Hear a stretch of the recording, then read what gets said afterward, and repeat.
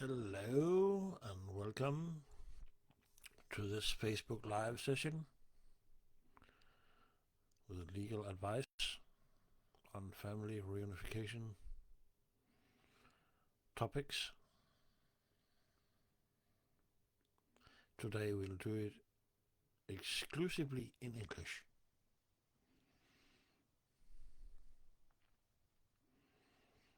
And we start in about 5 minutes. You can put your questions in writing in the comment, and then I will reply to them verbally.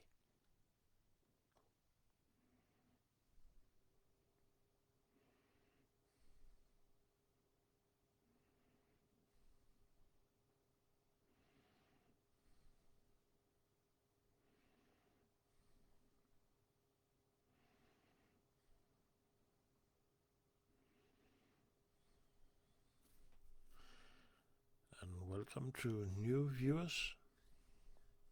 We will start at 4 o'clock.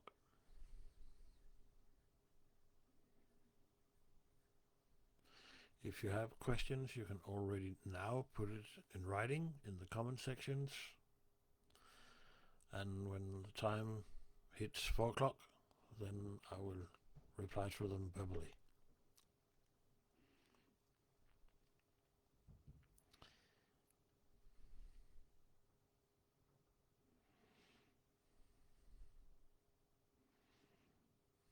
I only start up early to make it possible for people to get along.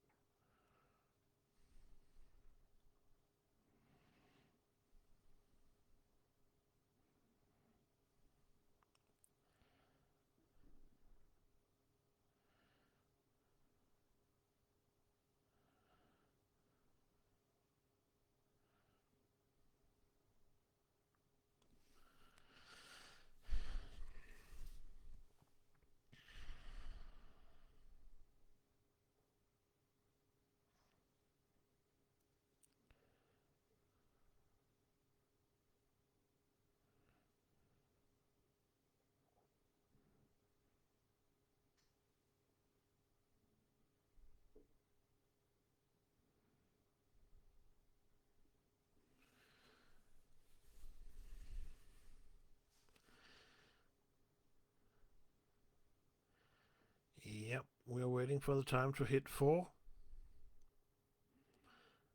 And then we will start on this Facebook Live session. If you have any questions, you can put them in writing in the comment section. And then when the clock hit 4 o'clock, then I will reply to them verbally. So, and I hope you'll have a good hour of legal advices and good questions. The way it works is that you can put some questions up. I will answer to them. You can also answer if you want in the comment section. Or you can add more questions to someone who already put a question.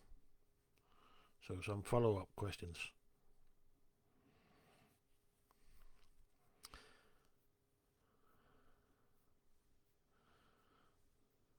And we do it exclusively in English today. No Danish.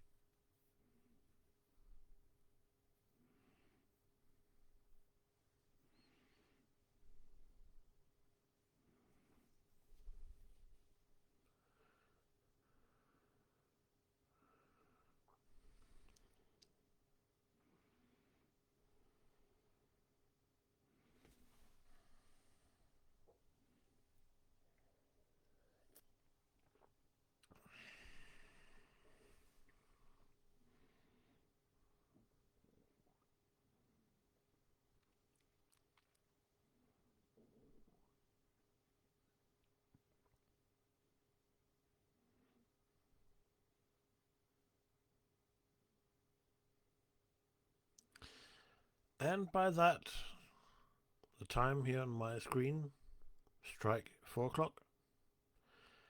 Welcome to all of you. My name is Kim Pedersen Nyberg. I'm a legal advisor in Ægteskab Uden Grænser, Marriage Without Borders. And I'll exercise the next hour by answering all of your questions regarding family reunification topics. The rules are, you put your questions in the comment sections and I will reply to them verbally. You can, if you want, ask follow-up questions, even to questions that others put up in the first place. You can also give answers that you have knowledge about to other people's questions, and you do that in writing, all of it.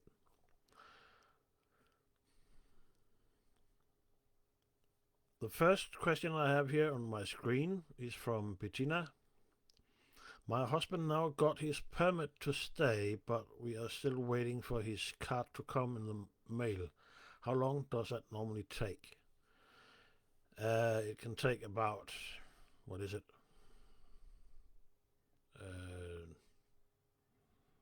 2, 3, 4 weeks, like that.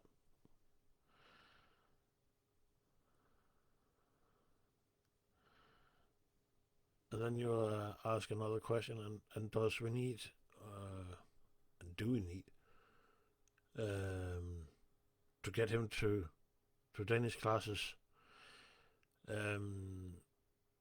If you got the letter already that he has got the permit, yeah, then you can, by that letter, have him attended language school. You do that through your city hall.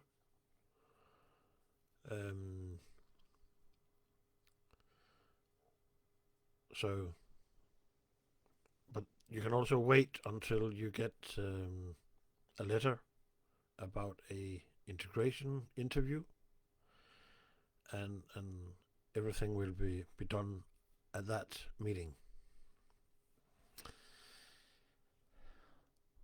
Then we have Jakob.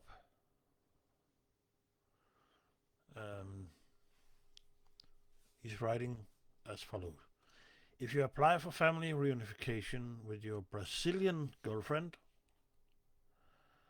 and she wants to bring her son along, but is currently in a legal dispute with the father over custody, would it then be almost impossible to get him included?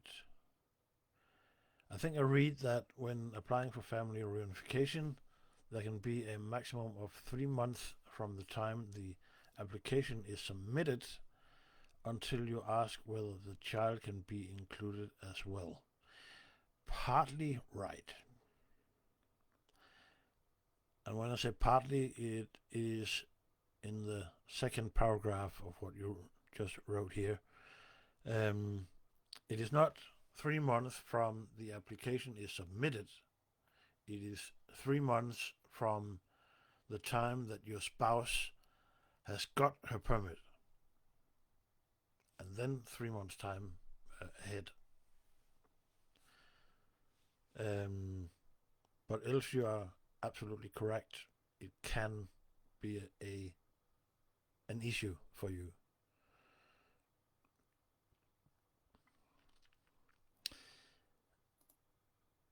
Then we have Nikki.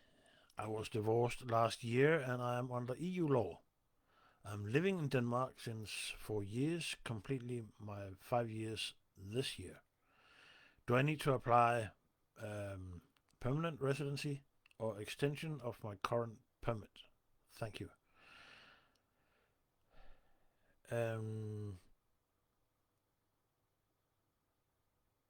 It depends on how long you actually have been living in Denmark. If you have been living in Denmark for the full 5 years, then you can get your permanent residency. But if not, then you can apply for an extension of the one you have already, or you can wait until the 5 years time has passed and then apply for permanent. It is not an absolute duty to have the residence card, because the residence card do not create rights. It only confirms rights that you already have. So therefore, the residence card is not a necessity. It is a right to have, but it's not a necessity.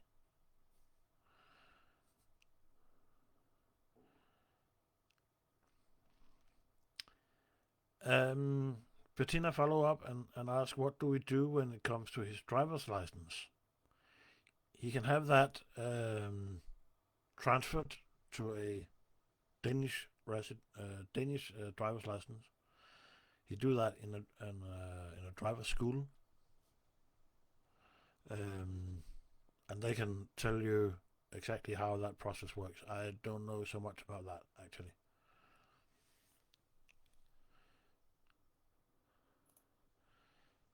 Then we have Alicia.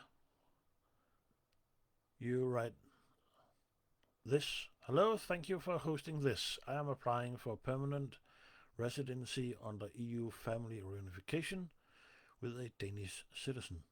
I have 2 questions. Okay, let's take them in turn. For the first 18 months I lived here, I was not employed by a Danish company or receiving any support from the municipality. Besides bank statement and medical appointments, what documents can I use to prove my physical presence in Denmark? I was self-employed and had a Danish registered business. Whatever you have that can prove that you have actually been here is sufficient. And be aware that when you want to apply for the permanent residency, you don't have to be as accurate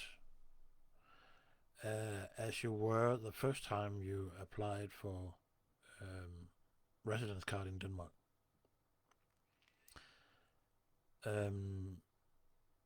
For the first 4 months, for the first 4 years and 9 months time, 2 or 3 documents per month is sufficient. And then for the last 3 months up to the application time,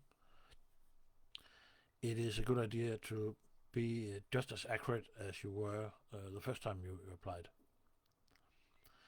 So that is how that goes. Whatever documents you have that can back your case can be used.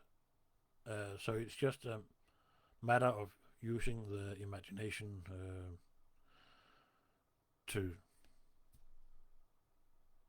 find whatever can be used.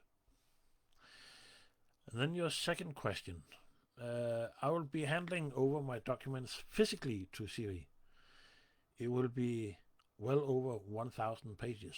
What would be the best way to organize these documents? For example, by year or category, bank statements, business documents, residence documents, and etc. Put that in brackets.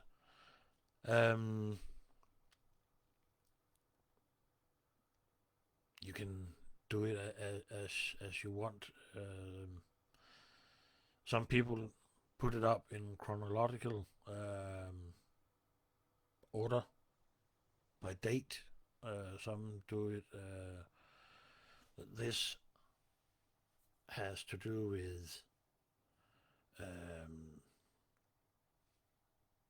certain topics along the way.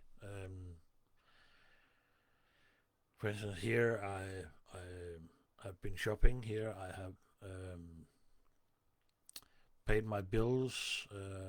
Here I have whatever it can be. So it's basically up to you, and it is for the case handler to sort out whatever he or she can use when determining your case. So it's not the thing you should worry the most about. I would say it's just give it to them, and they will sort it out the way they want it to be. Yeah. Then I continue to Frederik. If your partner has been granted a temporary residence permit in another EU country, can that have any impact when applying for family reunification in Denmark? There's actually been a case in the appeal board,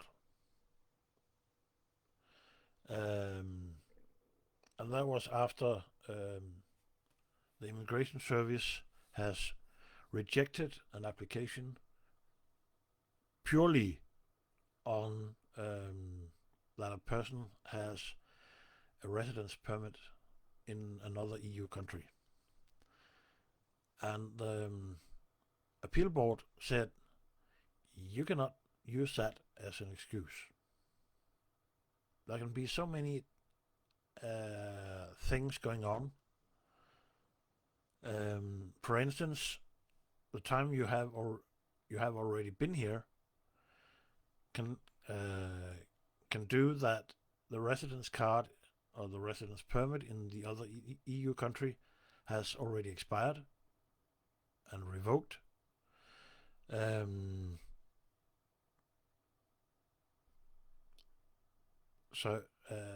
there's a lot of other things that they have to take into account. So they can not only use that one. However, even after that that kind of case law came out from the appeal board, then Udlændingestyrelsen has still, in a few cases, rejected an application based on the person having a residence permit in another EU country. But I don't know the details in those cases. I just know that there have been.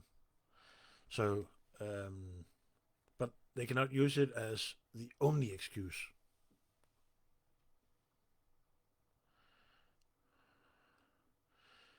So let's see what we have.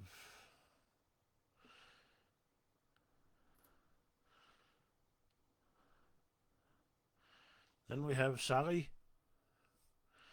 It's been 2 months and more I have waiting for family reunification, but still I don't get my letter of procedural stay. I'm a bit anxious and they don't reply to any of my emails. Asked about that. Is that normal? Your procedural stay, no matter what, starts from the day you submit your application. It does not start the day that you get the receipt letter. And the reason I say that is that it has happened a few times that the answer to your application came even prior to the receipt letter. So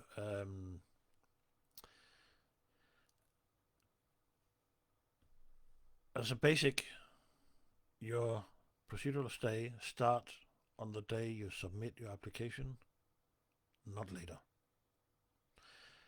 And then you continue. Also, I have put mistaken of filling the form. I tick yes that I passed PD1, but don't have any file to prove it later on. I emailed that problem to clarify that I don't actually have that. It was a mistake, but I don't get the answer for it. Do you think it will be a problem?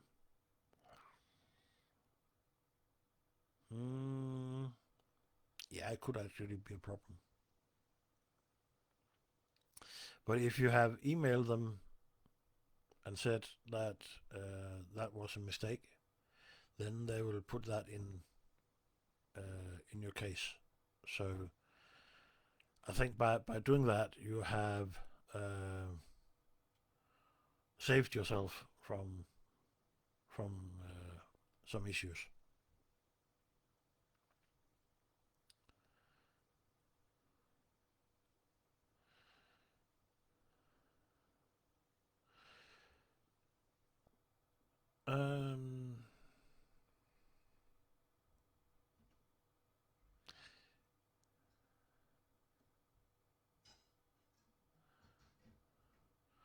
Now I have to go back because I got a question here again from Bettina.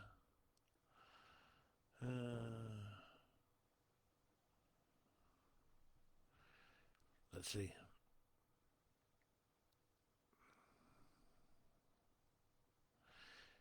Oh yeah, it's your question about how long it takes for the permit to come. And here you say it will take a good while. We waited almost 8 months before we had anything.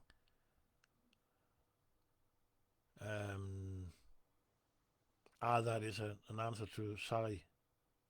Okay, so I'll leave it by that. Nana, you say, hi Kim, I'm currently residing in Denmark and have held a permanent EU residence permit. It's not a permit, it's a residence card. Since 2016, I have completed both a HF and a social and health care helper education. Due to health-related issues, my employment history has been intermittent, and I have not maintained continuous full-time employment over extended period. I would like to inquire whether I meet the requirements to apply for Danish citizenship under these circumstances. I'm not an expert on that question, actually.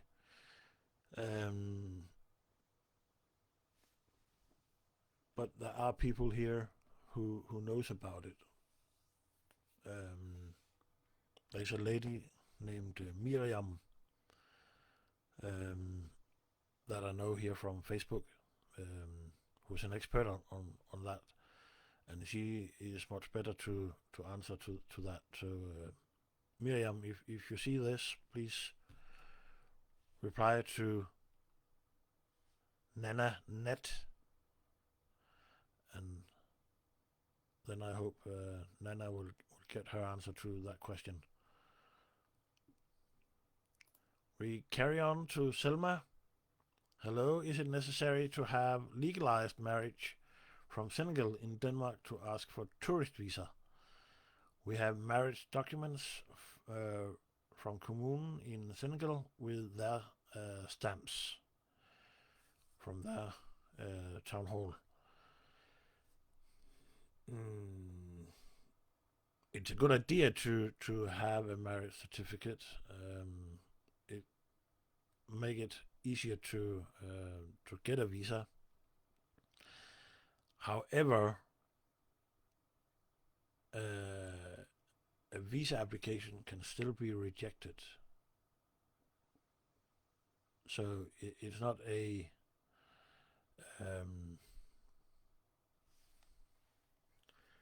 it's not a guarantee that just because you have a marriage certificate, then you also can get a visa.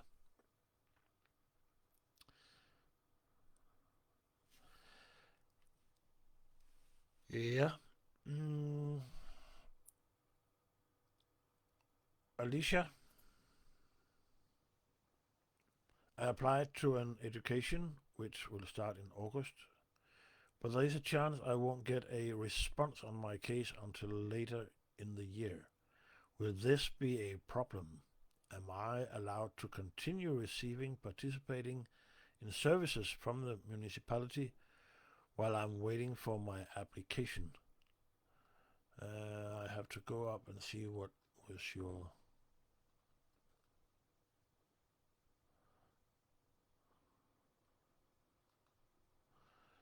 you had it up here somewhere.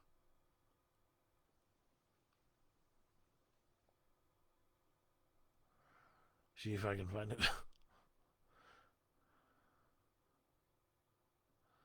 Oh, it has gone.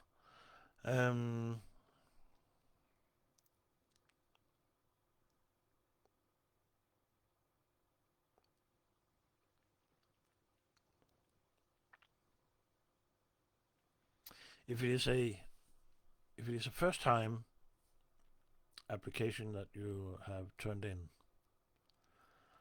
and it is under Danish family reunification rules, then it might be a problem. But if you are under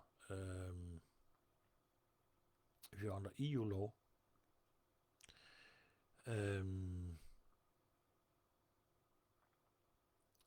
you usually can be on an education plan after 2 years of residence in Denmark.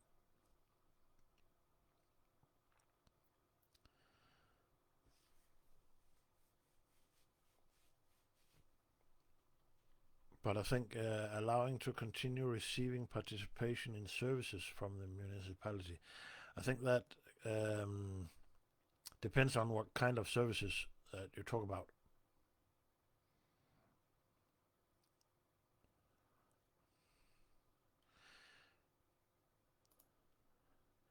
Nikki, your next question is, I'm living in Denmark and completing my 5 years in Denmark and divorced last year. Siri already asked documents to prove that I can support myself independently, and I submitted my work contract, and I have not heard anything back from them after that. And my current, it's not a visa, is expiring, and I am completely my 5 years. How can I apply my extension if I am divorced now? If you go to the Directive 2004/38 and read Article 13, it states that if you have been married to that person for at least 3 years, hereof have been living 1 year here in Denmark, and you can support yourself financially without any help from government, and by support from government I mean to survive, then you have an independent right to a permit, so you can stay here if you want. So it should not depend on if you get that permit on time or not.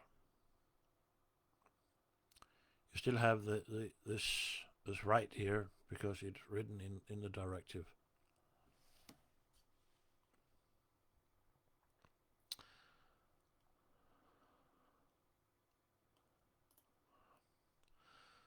Selma, this is because when I tried to legalize marriage in Folkeregister, they answered that I need apostille, and for that I think I'm supposed to go abroad to some Senegalese embassy, but I don't know, is that right, and where to go.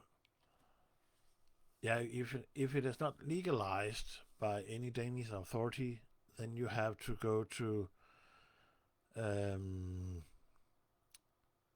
to a Danish embassy, actually, in Senegal.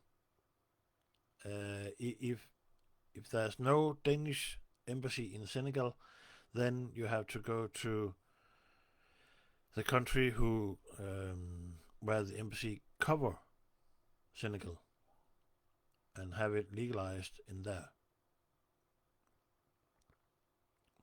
But yeah, you also need to have it legalized by the Senegalese authorities. Usually it is in the Secretary of State.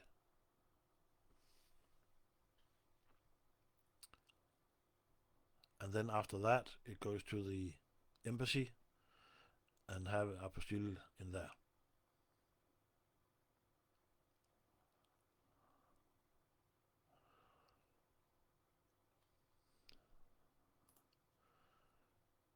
Jenny Reyes, me and my husband is going to try to apply for family.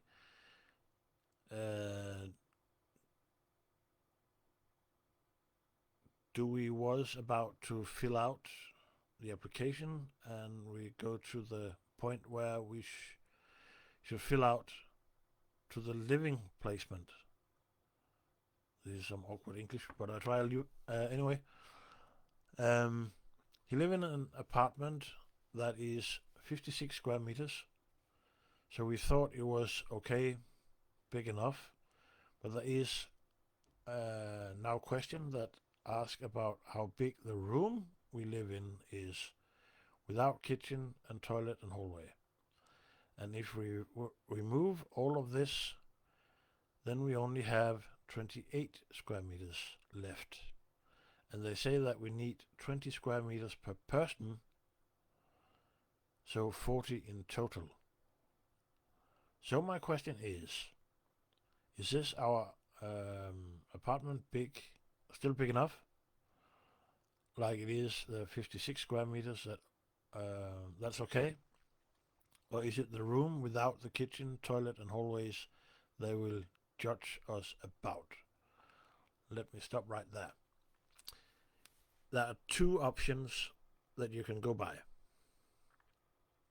You can go by the rules that 2 persons per room, and then when you count rooms, you don't count hallways, kitchen, bathrooms, dirty kitchens, like that. You only use bedrooms, kid rooms, living room, guest room, and like that. So that is 2 persons per room, or 20 square meters per person. And the 20 square meters per person is for the entire apartment. So if you're only you 2 persons and the apartment is 56 square meters, you fulfill it already, because then it should, no matter how you count it actually, because it is a 1 room and you're 2 persons, so already there it's sufficient. And if you go by the other rule, then 40 square meters would be sufficient for the 2 of you. So no matter how you put it, you are safe.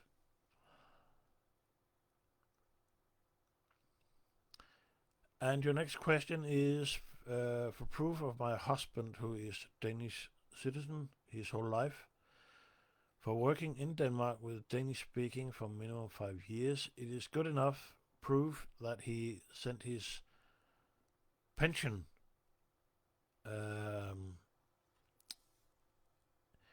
where it shows every month that the different job he has had is Danish. Thank you in advance. Every full year that a person has been on pension count as 1 full year of working. And then you can add it up. If he has been a pensioner for 5 years, then he just by that fulfill it. But he can also combine the years he have been on pension with previous time that he has been working. These 5 years of work, it does not have to be 5 years in a row. It does not have to be the last 5 years. It just has to be 5 years altogether within his adult life.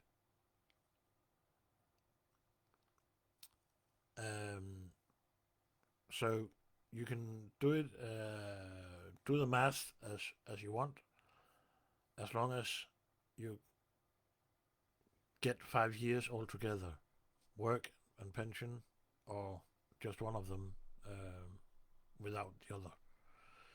So that is how you can do that.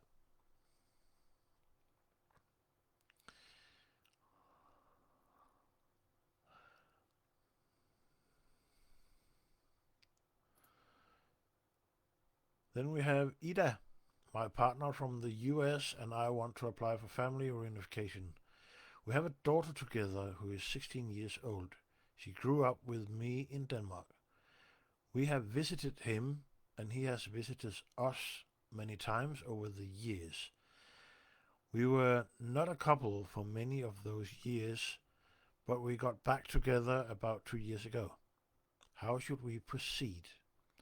Is it best to get married first in Denmark, or is it better to apply through his daughter? They have never lived together, only up to 3 months at a time outside of Denmark. I have a part-time job of 25 hours and I also have a CVR number and run a small business. Is that enough to apply, or do I need full-time employment?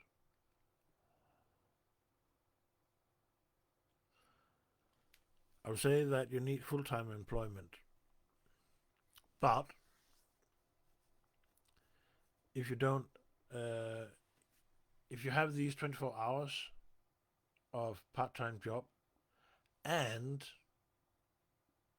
you have your own business running as a side job, then you can put the hours, the 24 hours, the 25 hours together with the hours that you use in your own business. Put that together, and if that gives you at least 30 hours per week, then you should be good. About applying through the daughter, nah. There's no tight relationship between the daughter and her father. So if you put in an application, an AO1 application for that, that would be rejected right at the doorstep.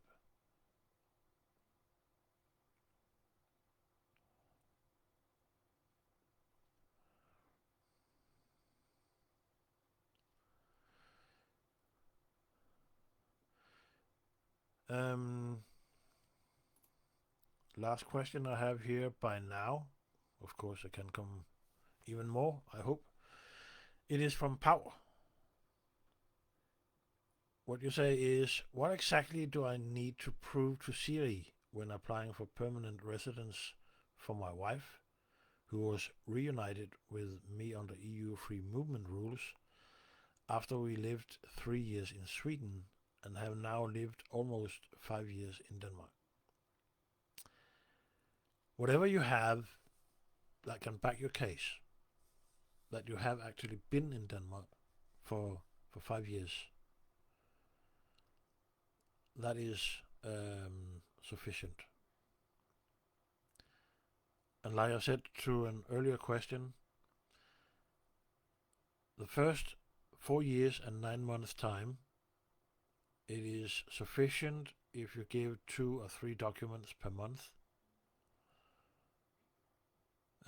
over these 4 years and 9 months.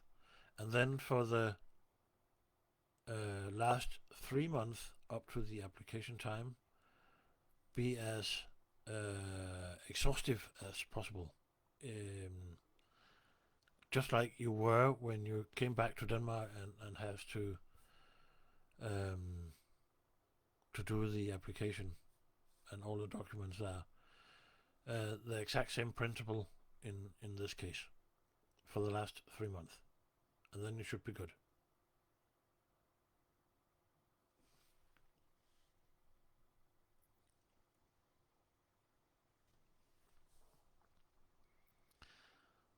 So that emptied my list of questions here. Maybe you have some more. I don't know. Let's see. And I'm very excited to see that you interact with each other also. That's fine.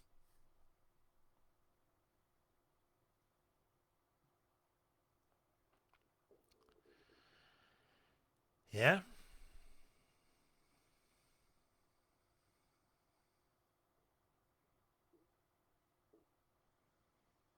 And I hope these answers can be useful for you. Then we have Sarah. Your message just came in here. I'm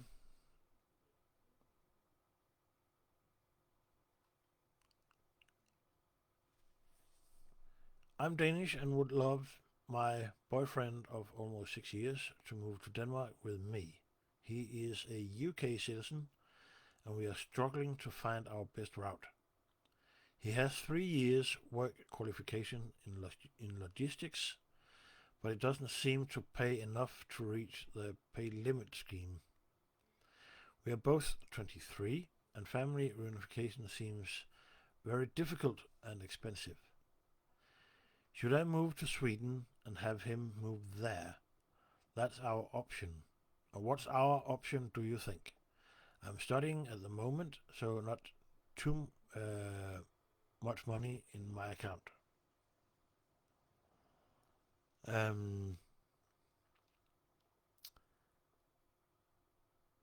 You can even, you have 2 choices actually. You can wait until both of you are, until both of you has passed 23 years and 6 months. And then you can turn in an application for family reunification with all the cost that is there. And all the requirements to that also. The other option is that you move to another EU country, for instance Sweden, and have him come over to you there. In both circumstances, it is a requirement that you're married prior to your to the route that you're going to exercise.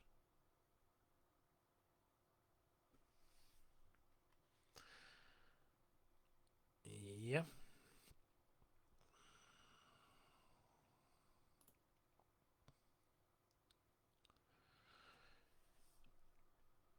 Alicia, if my husband is employed and I am on dagpenge, do we need additional documentation for the permanent residence application for the for the past 3 months?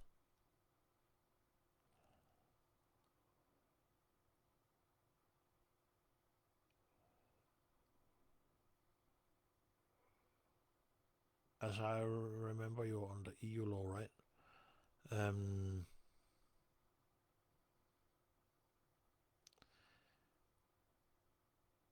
But no, dagpenge, as we call it in Denmark, which is unemployment money from the labor union, usually. It can also be from the municipality. But that is not considered a social benefit in that sense. So you can actually have dagpenge without risking your right to be here. So, but yeah, even if you have been on dagpenge, it's a good idea to have that documented in your case.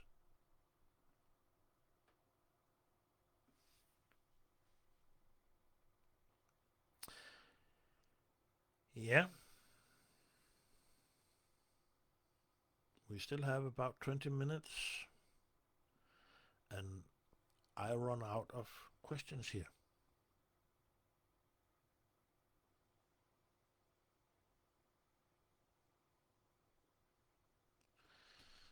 So if you have any questions, it doesn't have to be questions about your situation right now. It can also be something out in the future that you are wondering about in your case. Then put your questions, and then I'll try to answer it.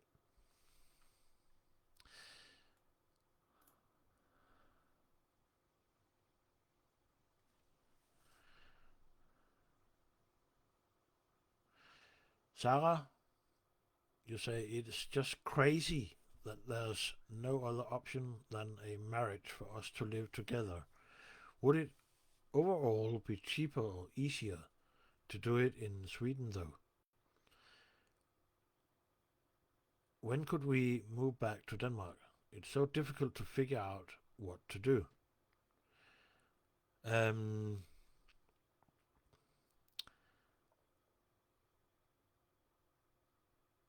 the thing is that if you have been living under the same roof for the past 18 months or more, then you have the equal rights as married people.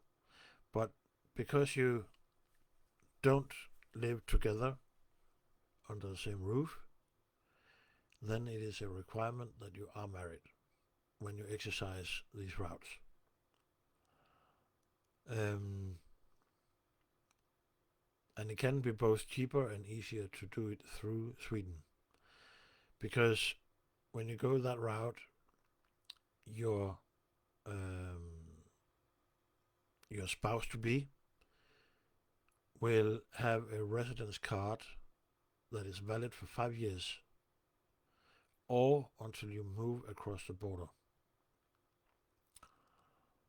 And actually, if you go to the website Ægteskab Uden Grænser.dk, and both letters A is written AE. And up there in the upper right corner, you see the word forum. You click on that one. And then you go into the forum named Nyt fra EUG. And in there you find what we call samlet oversigt, an complete list of step by step and understand the rules and all that. And in there you can find all the things you need to know about whatever route you may take.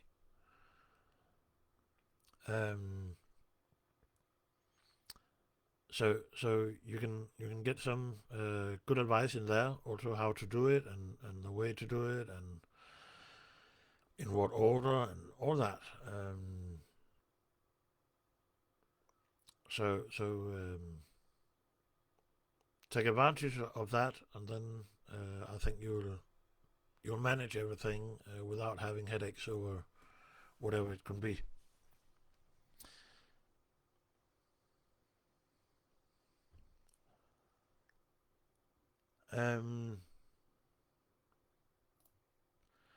We proceed to Veronica.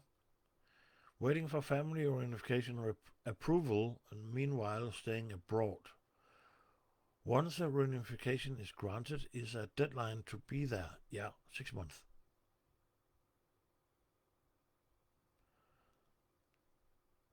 So the answer from Sari to you is actually correct.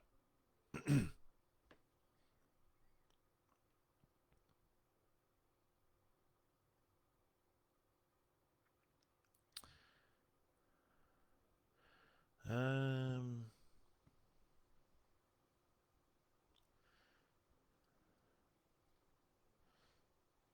I have to see if I jumped over something. Yeah, Sari, I jumped over you. You say, I want to ask for others if you guys would love to answer. What do you what you do while waiting your results when you applied inside Denmark, while you can not study, volunteer or work?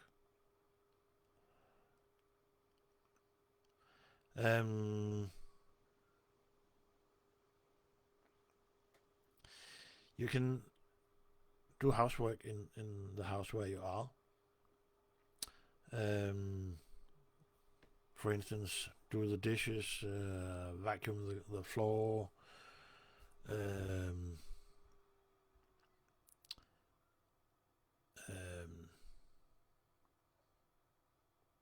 sweep the floor, take care of the kids, cook food, cut the grass in the garden, move the lawn.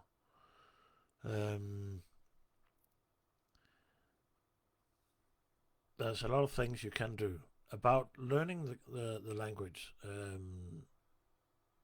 there's a lot of people who have this kind of post-it stickers,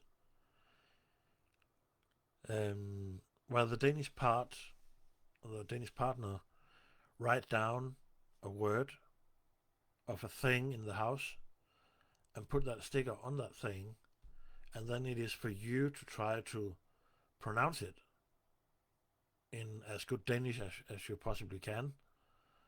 Of course, you're not perfect in it, that's obvious. But as good as you can, and then by that way learn the Danish language. And it can actually be fun to do that. And you'll learn the language quite fast if you do that. Others have it in a more funny way.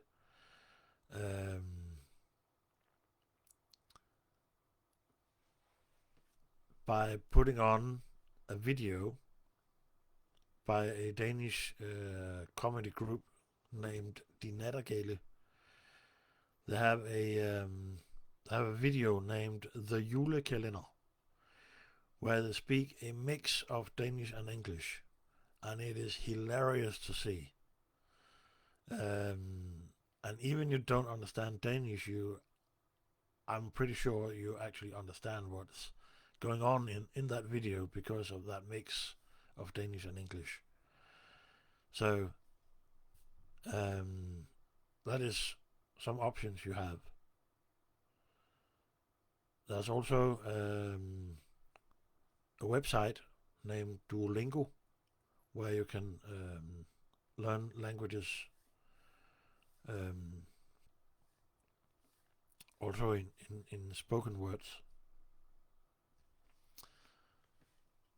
So you can try to do any of these just to make the time go.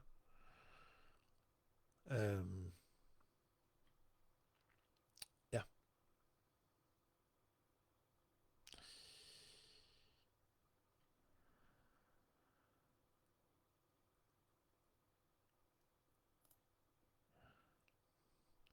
Sarah, you said, I've heard something about the pay limit scheme being put down to 300,000 Danish kroner for a handful of countries later this year, around October maybe.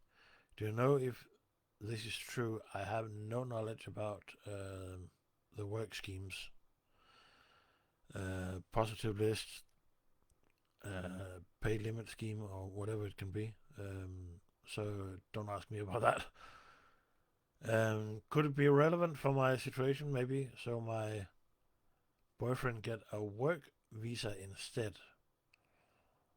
Yeah, if you fulfill one of these routes of work permits, green card, positive list, pay limit scheme, or whatever it's called, yeah, then he can take advantage of that.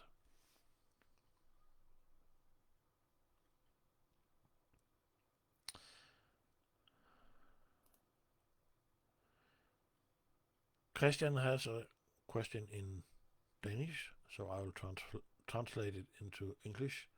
He has a question about Thailand. He has a friend who has lost his pension while he lived with his girlfriend in Thailand. Now he go back home to Denmark to have his pension back. Well, that's just a conclusion. It's not a question for now. So maybe that he's about to write the question.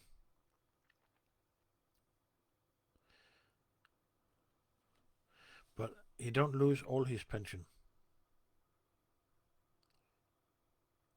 The basic amount from his pension he can have while going to any place in the world. But if he travels within the EU, he has the right to take both his basic money and his additional money.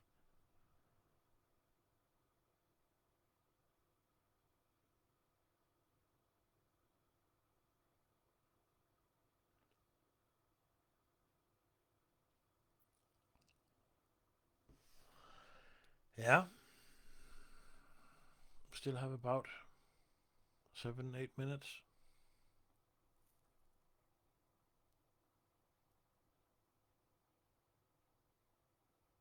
You have put up a lot of good questions, actually. Thank you.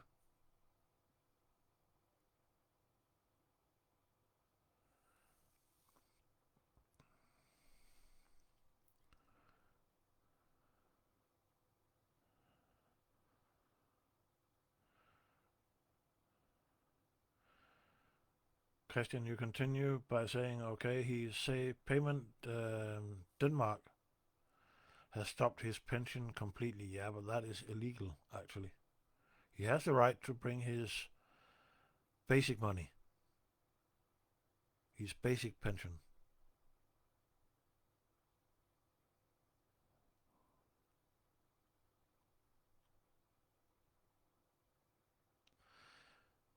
Veronica, you have two other questions. You only put up one for now. While waiting for family reunification, is it possible to apply for a different visa, like student or working? No. You can only have one application up at a time.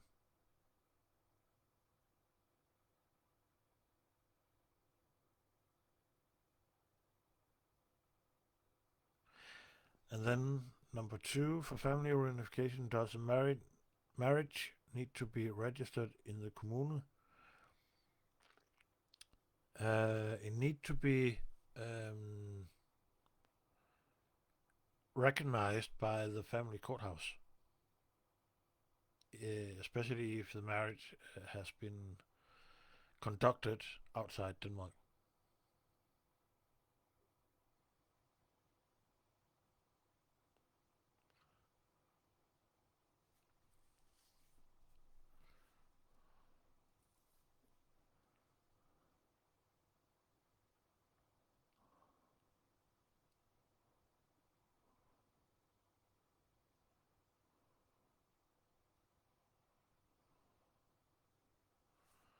Yeah.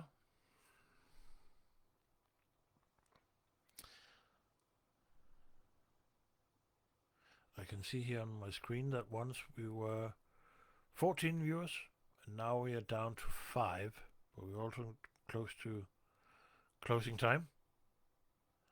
However, I can still take questions if you have.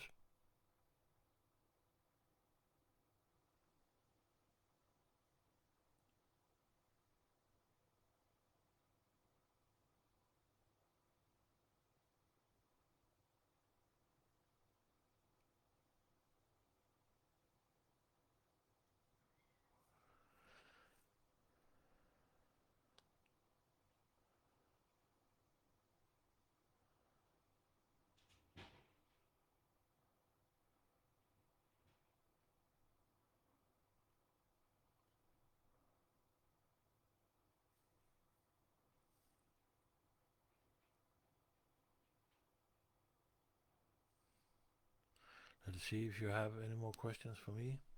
Right now, there's no new questions on my screen.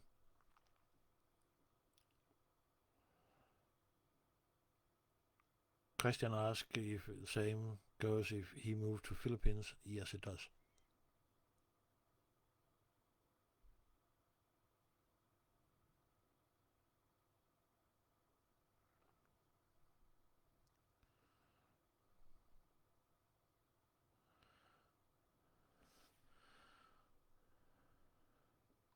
So let me take this answer here to Christian in Danish, just for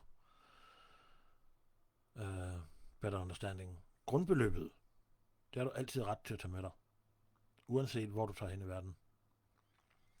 Men alle tillæggene, dem har du kun ret til, hvis du flytter rundt inden for EU og EØS-området. Så det er sådan, det hænger sammen. Så den der med at stoppe en pension fuldstændig, fordi at vedkommende er flyttet til det der hedder tredje land, det er faktisk ulovligt. Og det kan vedkommende hive dem i retten for, hvis han vil.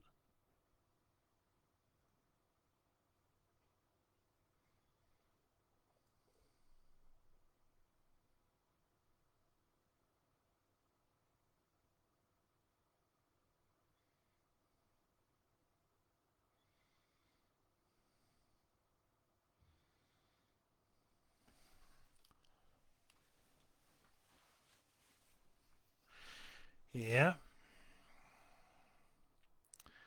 It looks like you don't have any more questions for me.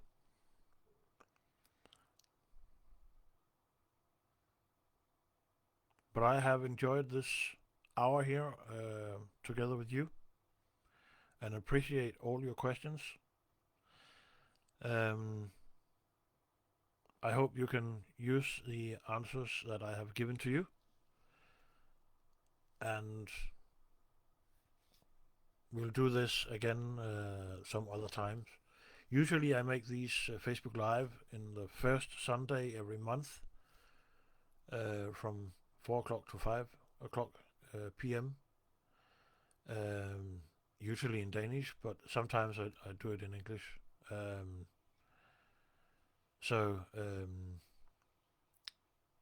This time I decided it to be in English, so all you foreigners also can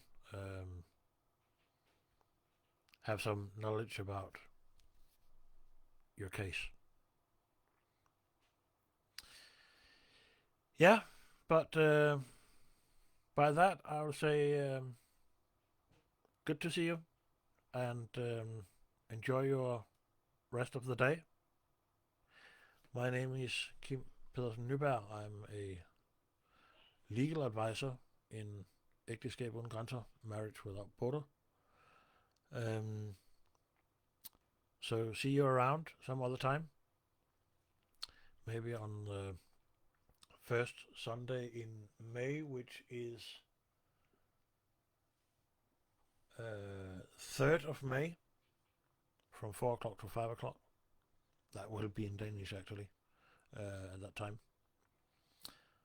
But I hope you have enjoyed the day here, or the hour here, as much as I have done. So thank you for passing by. Bye-bye.